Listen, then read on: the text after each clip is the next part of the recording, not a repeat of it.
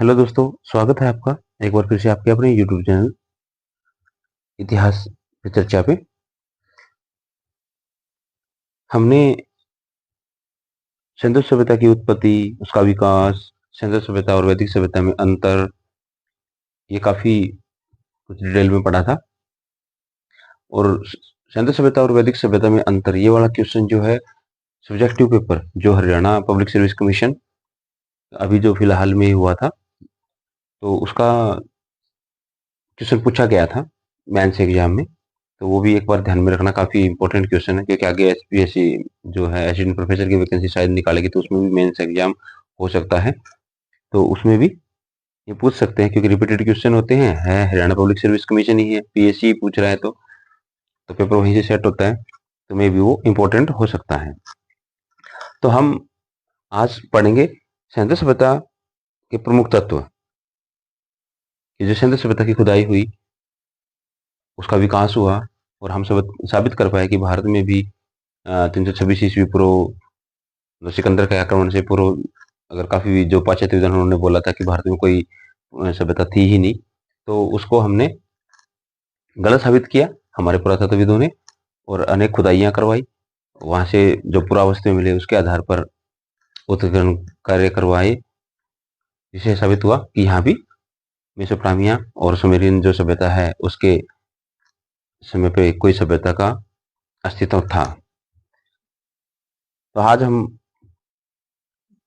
कर रहे हैं यूजीसी नेट जून 2024 और आने वाली असिस्टेंट प्रोफेसर की वैकेंसी के लिए बहुत ही इंपॉर्टेंट है। कैसे श्रीवास्तव जी की पुस्तक है प्राचीन भारत का इतिहास और संस्कृति, उसमें सिंधु सभ्यता के प्रमुख तत्व, नगर तथा भवन करेंगे। सबसे पहले तो भारतीय इतिहास में नगरों का प्रादुर्भाव सर्वप्रथम सिंधु सभ्यता में हुआ।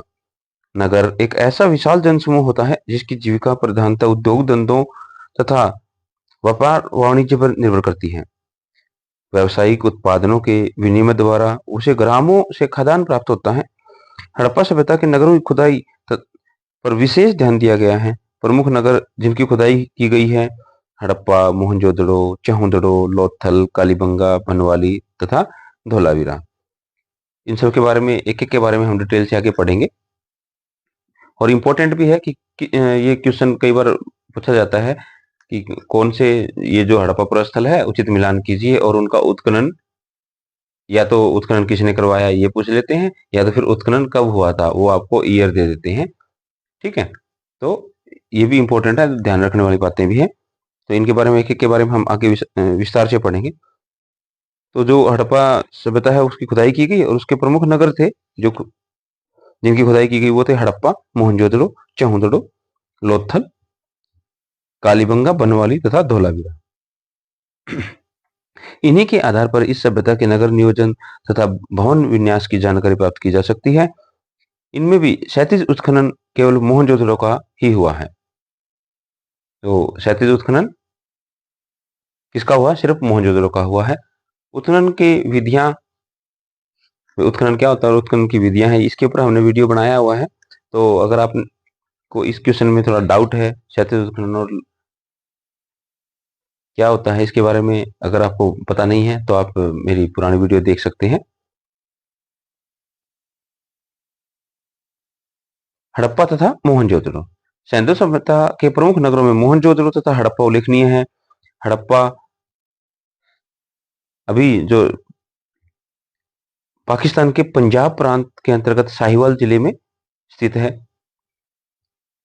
हड़प्पा तथा मोहनजोदड़ो उच्च कोटि के नगर नियोजन का उदाहरण प्रस्तुत करते हैं।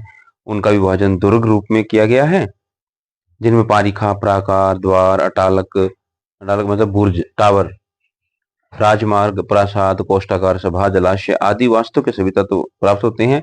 इन नगरों की खुदाई में पूर्व तथा पश्चिम में दो टीले मिलते हैं। पूर्वी टीले पर नगर बसे हुए हैं तथा पश्चिमी टीले को दुर्ग स्थित था। नगरों के दुर्ग ऊंची और चौड़ी प्राचीरों, मतलब सुरक्षा दीवारों से घिरे थे। प्राचीरों में बुर्ज तथा मुख्य दिशाओं में, प्राचीरों में क्या होते थे? बुर्ज बने हुए थे, और मुख्य दिशाओं में द्वार मतलब गोपुरम बनाए गए थे। वीएस अग्रवाल ने सैंधव पुरों की पहचान ऋग्वेद में वर्णित असुरों के पुरों से स्थापित की है। तो ऋग्वेद में जो असुर है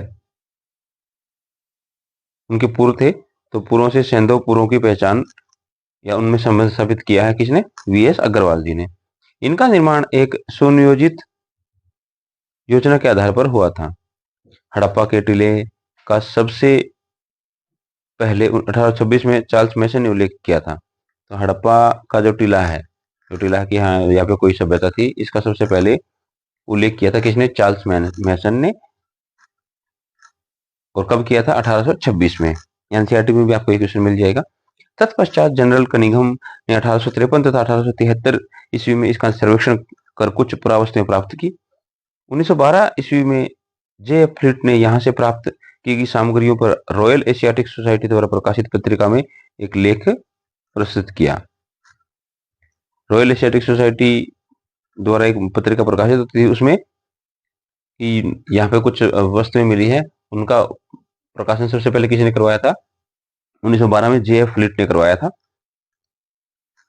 किंतु कनिंघम एवं फ्लिट हड़प्पा के पुरातात्विक महत्व का सही मूल्यांकन करने में असमर्थ रहे। लेकिन क्या हुआ? कनिंघम और फ्लीट है, उनको वो वस्तुएं मिली, लेकिन उनको यह अनुमान नहीं था कि यहाँ पे इतनी बड़ी सभ्यता भी मिल सकती है। वो उन्होंने उसको इग्नोर कर दिया था। 1921 ईस्वी में सर जॉन मार्शल जब भारतीय पुरातत्व सर्वेक्षण विभाग के महानिदेशक थे, राय बहादुर दयाराम साहनी ने इस स्थल का पुनः अन्वेषण कर 1923-24 तथा 1924-25 के दौरान उत्खनन कार्य करवाया। साहनी के पश्चात 1926 और 27 से 1933-34 ईस्वी तक माधव स्वरूप वत्स के निर्देशन में हड़प्पा में खुदाइयां की गई। तो जब सर जॉन मार्शल 1921 में भारतीय पुरातत्व सर्वेक्षण विभाग के महानिदेशक थे, तब उनकी देखरेख में राय बहादुर दयाराम साहनी और माधव स्वरूप वत्स ने हड़प्पा सभ्यता जो है उसका उत्खनन कार्य करवाया था। 1946 में सर मार्टिमर व्हीलर के निर्देशन में उत्खनन कार्य करके पुरातात्विक महत्व की अनेक वस्तुएं प्राप्त की गई। उसके बाद क्या हुआ? सर मार्टिमर व्हीलर की देखरेख में 1946 में दोबारा से खुदाई की गई और वहां से बहुत सारी जो पुरातात्विक वस्तुएं हैं वो मिली थी। हड़प्पा की खुदाई से पता चलता है कि यह नगर लगभग 5 हड़प्पा के अवशेषों में दुर्ग, रक्षा प्राचीर, निवास गृह, चबूतरे तथा अनागार महत्वपूर्ण है। नगर की रक्षा के लिए पश्चिम की ओर एक दुर्ग का निर्माण किया गया था। यह उत्तर से दक्षिण की ओर 415 मीटर लंबा तथा पूर्व से पश्चिम की ओर 195 मीटर चौड़ा है। जिस टीले पर यह दुर्ग बना है उसे व्हीलर ने माउंट एबी की संज्ञा प्रदान की है। माउंट एबी की संज्ञा किसने इस टीले को किसने दी है? मार्टिमर व्हीलर ने।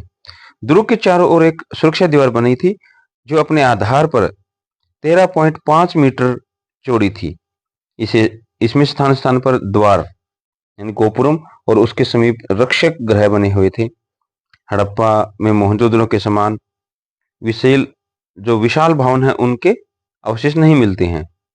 मोहनजोदड़ो में क्या है? काफी विशाल भवन मिलते हैं, तो हड़प्पा में ऐसा नहीं मिलता है। दुर्ग के उत्तर में स्थित 6.1 मीटर ऊंचे एक टीले की खुदाई से भवनों के अवशेष मिले हैं। इसको माउंट एफ बोला जाता है। इनकी दो भिन्न पंक्तियां हैं। उत्तरी पंक्ति में 7 तथा दक्षिणी पंक्ति में 8 घरों के अवशेष हैं। हड़प्पा में जो क्या मिले? ग्रह मिले हैं। ठीक है, तो वो दो पंक्ति में मिले हैं। तो एक पंक्ति में क्या है? उत्तरी पंक्ति में कितने? 7 और दक्षिणी पंक्ति में 8 ग्रह के अवशेष मिले हैं। प्रत्येक का आकार 17 इंटू 7.5 मीटर है। उनका आकार 17 गुणा 7.5 मीटर। प्रत्येक ग्रह में कमरे तथा आंगन होते थे। इनमें मोहनजोदड़ो के ग्रहों की भांति कुएं नहीं मिलते हैं। मोहनजोदड़ो के जो घर है उनमें कुएं मिलते हैं, लेकिन हड़प्पा के घरों में कुएं नहीं मिलते हैं। घरों के आकार प्रकार से स्पष्ट है कि ये श्रमिक वर्ग के आवास रहे होंगे। घरों के उत्तर की दिशा में 18 गोल चबूतरे बने हैं जिनके बीच में एक बड़ा छेद है। ठीक है, जो घर बने हुए थे उनकी उत्तर दिशा में क्या मिले हैं? 18 गोल चबूतरे बने हैं जिनके बीच में एक बड़ा छेद है, जिनमें लकड़ी की ओखली लगी थी। इनमें लोग मूसलों से अनाज कूटते थे। यहां से जौ के दाने, जले गेहूं और भूसी पाई गई है। तो हड़प्पा में जौ के दाने, जले गेहूं और भूसी पाई गई है। चबूतरों के उत्तर में अनागारों की 2 पंक्तियां मिली हैं। प्रत्येक में 6-6 अनागार हैं। प्रत्येक 15.24 गुणा 6.10 मीटर के आकार का है। तो अनागारों का आकार क्या है? 15.24 गुणा 6.10 मीटर। सभी के दरवाजे उत्तर दिशा में नदी की ओर थे। हड़प्पा में जो अनागार बने थे उनके क्या थे? जो दरवाजे हैं अनागारों के वो कहाँ थे? नदी की ओर खुलते थे। इनसे जल मार्ग द्वारा विभिन्न स्थानों से आसानी से अन्न भेजा जा सकता था। मोहनजोदड़ो, जिसका सिंधी भाषा में अर्थ है मृतकों का टीला, की खोज सर्वप्रथम 1922 में राखल दसबंदर जी ने करके इसके पुरातात्विक महत्व की ओर विद्वानों का ध्यान आकर्षित किया। 1922 से 1930 ईस्वी तक सर जॉन मार्शल के निर्देशन में यहाँ उत्खनन कार्य करवाया गया। हड़प्पा के समान मोहनजोदड़ो में भी नगर के पश्चिमी भाग में एक दुर्ग का निर्माण किया गया था। यहाँ के अवशेष हड़प्पा के अवशेषों की अपेक्षा अधिक सुरक्षित दशा में है। इनका विवरण इस प्रकार है।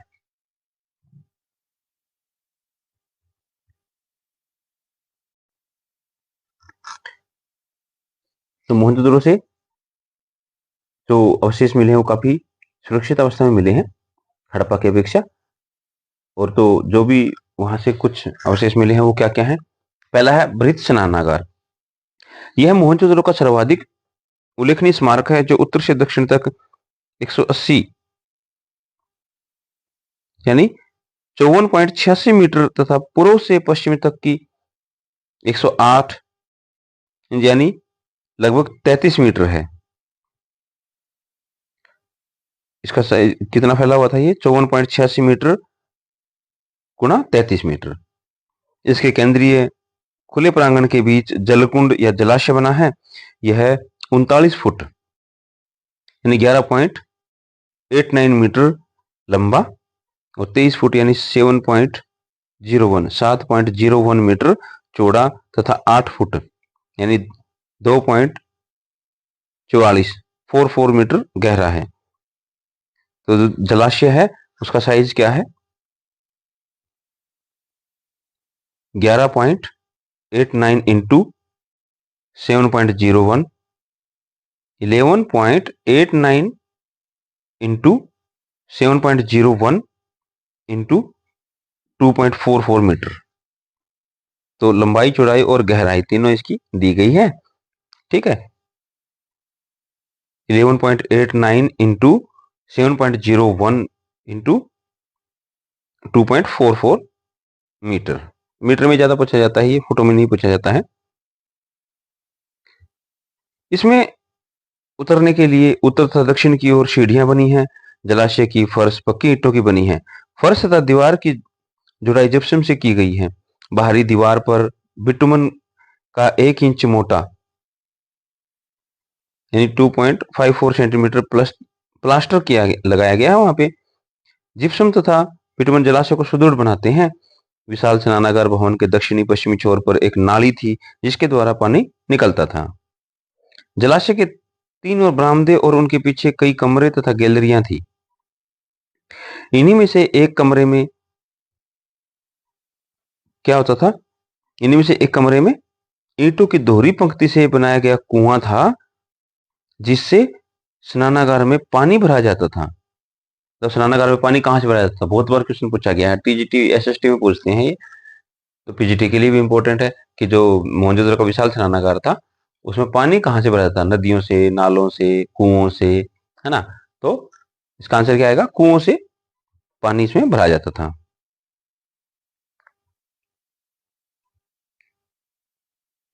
प्रत्येक कमरे में ईंटों की बनी सीढ़ी मिलती है जिससे अनुमान किया जाता है कि इनके ऊपर दूसरी मंजिल भी रही होगी। मैके का अनुमान है कि इसमें पुजारी रहते होंगे जो ऊपरी कक्षा में, जो ऊपरी कक्ष था इसका, उसमें पूजा पाठ करते थे और नीचे के कमरों में स्नान करने उतरते थे। ये अर्नेस्ट मैके के अनुसार कुछ कथन दिया गया है। उनका मानना है कि जो ऊपर के जो कक्ष बने थे वहां पे क्या है, पुजारी रहते थे, वहां पे पूजा पाठ करते थे और नीचे क्या होता था, उतरते थे वो किसके लिए? स्नान करने के लिए। वृहद स्नानागार के उत्तर में छोटे स्नानागार बने हैं। मतलब वृहद स्नानागार सामान्य जनता के लिए था तथा उसका उपयोग धार्मिक समारोहों के अवसर पर किया जाता था। इससे सूचित होता है कि सिंधु सभ्यता में धार्मिक कार्यों के लिए तथा शरीर संस जो संस्कार है के लिए स्वच्छता का अत्यंत ऊंचा आदर्श था। मतलब कि अगर वो हो सकता है कि धार्मिक स्थान था वहाँ पे, तो पूजा के पहले क्या होगा, वहाँ पे स्नान करेंगे, उसके बाद अपनी जो धार्मिक या जब पूजा पाठ करनी है वो करेंगे। तो ऐसा वहाँ पे प्रचलन था। मार्शल ने इसे तत्कालीन विश्व का एक आश्चर्यजनक निर्माण बताया है। ये क्वेश्चन तो बहुत बार ही पूछा जाता है डीएसएसबी में, केवीएस एनवीएस की जो वृत्त स्नानागार है उसको विश्व का आश्चर्यजनक निर्माण किसने कहा है, तो वो है sir John Marshall. Sir John Marshall ने जो मोहनजोदड़ो का वृत्त स्नानागार है उसको विश्व का एक आश्चर्यजनक निर्माण बताया है। डीडी कौशाम्बी वृत्त स्नानागार की तुलना कालांतर के संस्कृत ग्रंथों में अनेक वर्णित पुष्कर अथवा कमल ताल से करते हैं। डीडी कौशाम्बी जो वृत्त स्नानागार है उसकी तुलना किससे करते हैं, पुष्कर अथवा कमल ताल से करते हैं, जो धार्मिक संस्कार से संबंधित स्नान तथा शुद्धिकरण के अलावा राजाओं और पुरोहितों के अभिषेक के लिए आवश्यक माने जाते थे। उसके बाद है अनागार। स्नानागार के पश्चिम में 1.5 मतलब 52 मीटर 1.52 मीटर ऊंचे चबूतरे पर निर्मित एक भवन मिला है, जो पूर्व से पश्चिम में 45.72 मीटर लंबा और उत्तर से दक्षिण में 22.86 मीटर चौड़ा है। जो इसका ऊपरी ढांचा है जो बांस से बना था, शायद ऐसा है कि वो बांस से बना था, अब नष्ट हो गया है। इसे बिल्डर ने अनागार ग्रेनरी यानी ग्रेनरी का मल्टीपल बिल्डर ने इसे क्या बोला है कि ये एक अनागार था। इसमें ईंटों के बने हुए विभिन्न आकार प्रकार के 27 प्रकोष्ठ मिले हैं। अनागार में हवा जाने के लिए स्थान बनाए गए थे। इसके उत्तर की ओर एक चबूतरा है जो अन्न रखने तथा निकालने के समय उपयोग में लाया जाता होगा। अनागार का सुदृढ़ आकार प्रकार, हवा आने जाने की व्यवस्था तथा इसमें अन्न भरने की सुविधा आदि निसंदेह उच्च कोटि की थी। विद्वानों का विचार है कि यह राजकीय भंडारागार था। राजकीय भंडारागार मतलब जहाँ पे पूरा साम्राज्य का जो एक भंडार, जो अनाज निकलता था वो वहां पे इकट्ठा किया जाता था। क्या था ये, एक राजकीय भंडारागार था जिसमें जनता से कर के रूप में वसूल किया हुआ अनाज रखा जाता था। मतलब जो भी पैदावार होती थी उससे जो अनाज के रूप में जो टैक्स लिया जाता था, जो कर वसूल किया जाता था, वो इसमें रखा जाता था। ये भंडारागार था। तथा मेसोपोटामिया की सभ्यताओं में भी इस प्रकार के अनागार के अवशेष मिलते हैं। ठीक है, तो तत्व ये है, क्या हो गया, हड़प्पा तथा मोहनजोदड़ो की नगर नियोजन प्रणाली जो थी वो हो गया वृत्त स्नानागार और अनागार। अगला हमारा है पुरोहित आवास। वृत्त स्नानागार के उत्तर पूर्व में 17.1 गुणा 23.77 मीटर के आकार के एक विशाल भवन के अवशेष मिलते हैं। इसमें 10 मीटर का वर्गाकार प्रांगण, 3 बरामदे तथा कई कमरे बने हैं। कुछ की फर्श पक्की ईंटों की बनाई गई थी। इस भवन के विशाल आकार प्रकार तथा स्नानागार से इसकी सन्निकटता को देखते हुए अनुमान किया जाता है कि संभवतः यहाँ प्रधान पुरोहित अपने सहयोगियों के साथ निवास करता था। संभव है यहाँ पुरोहितों का विद्यालय कॉलेज ऑफ प्रेस्ट स्थित रहा हो। तो जो पुरोहित आवास है, ऐसे कुछ बिल्डिंग्स मिली है वहां पे उत्तर पूर्व में, किसके, वृत्त स्नानागार के उत्तर पूर्व में। तो विद्वानों का अनुमान है कि यहाँ पे क्या होता था, जो प्रधान पुजारी होता था वो अपने सहयोगियों के साथ वहां रहता था, और इसे क्या है, पुरोहितों का विद्यालय भी कहा। ऐसा अनुमान लगाया गया कि ये पुरोहितों का विद्यालय भी था, कि जो पुजारियों की जो ट्रेनिंग होती थी, है ना, जो सीखते थे पूजा पाठ की विधियां, वो यहाँ सिखाई जाती थी।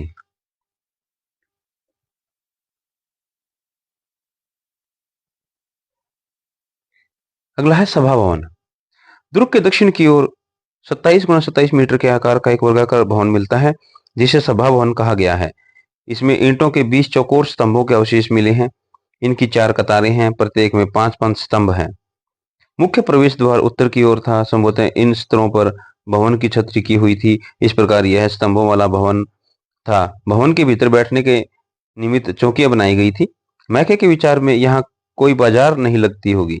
लगता है कि इस भवन का उपयोग सार्वजनिक सभाओं के लिए किया जाता था। यह सभा भवन। मोहनजोदड़ो की प्रमुख विशेषता उसकी सड़कें थी। मोहनजोदड़ो की मुख्य सड़क 9.15 मीटर चौड़ी थी, जिसे पुराविदों ने राजपथ कहा है। ओके, हरियाणा स्टेट, हरियाणा का स्टेट जो हरियाणा टीचर एबिलिटी टेस्ट है, पीजीटी हिस्ट्री, उसमें ये क्वेश्चन पूछा गया था, मोहनजोदड़ो की मुख्य सड़क जो थी उसकी चौड़ाई कितनी थी? तो 9.15 मीटर, 9.15 मीटर चौड़ी होती थी वहां की सड़कें, और उसे राजपथ कहा गया है। अन्य सड़कों की चौड़ाई 2.75 मीटर से लेकर 3.66 मीटर तक थी। गलियां 1.80 मीटर तक चौड़ी थी। सड़कें सीधी दिशा में एक दूसरे को समकोण पर काटती हुई नगर को अनेक वर्गाकार अथवा चतुर्भुजाकार खंडों में विभाजित करती थी। तो सड़कें कैसी थी? एक दूसरे को समकोण पर काटती थी। सड़कें मिट्टी की बनी थी, किंतु इनकी सफाई की अच्छी व्यवस्था थी। इन पर कूड़ा करकट एकत्रित करने के लिए स्थान स्थान पर गड्ढे खोदे जाते थे अथवा कूड़ा पात्र रखे जाते थे। हड़प्पा की सड़कों के किनारे इस प्रकार के गड्ढे खुदे हुए मिलते हैं। मोहनजोदड़ो की एक सड़क के दोनों किनारों पर चबूतरे बने हुए मिलते हैं। संभवतः इन पर बैठकर दुकानदार वस्तुओं की बिक्री किया करते थे। प्रत्येक खंड में भवन बने हुए हैं। अधिकांश भवनों में निजी कुएं व स्नानागार होते थे। नगर में नालियों की सुंदर व्यवस्था थी। प्राय प्रत्येक सड़क तथा गली के दोनों ओर पक्की नालियां बनाई गई थी, जिनसे होकर नगर का गंदा पानी निकल जाता था। मतलब जो प्रत्येक सड़कें जो वहां थी और गलियां थी, उनके दोनों ओर पक्की नालियां बनाई गई थी, जिनसे होकर नगर का गंदा पानी निकल जाता था। किसी किसी स्थान पर बड़ी नालियों के बीच में गड्ढे भी बना दिए जाते थे, जिनमें नाली का कूड़ा करकट एकत्र होता था। मतलब गड्ढे बना देते बीच में कि पानी आगे बह जाए और जो भी कूड़ा करकट था वो सारा उस गड्ढे में जमा हो जाए। बड़ी नालियों को पत्थर की पट्टिकाओं से ढक दिया जाता था। मकान के कमरे, रसोई, स्नान गृह, शौचालय आदि सभी से निकलकर नालियों को एक बड़ी नाली में जोड़ दिया जाता था और फिर वह बड़ी नाली सार्वजनिक नाली में मिलती थी। स्थान स्थान पर मेन होल बने होते थे। इनमें बड़ी बड़ी ईंटों से ढका जाता था, जिन्हें हटाकर नाली को साफ करते थे। मतलब जो बड़ी नाली थी वहां पे बीच बीच में मेन होल बने हुए थे और उनको ऊपर जो है ना ईंटों से उनको ढका जाता था और ईंटों को हम हटा देते थे जब भी सफाई करनी होती थी, तो इनको हटाकर नाली की सफाई कर देते थे।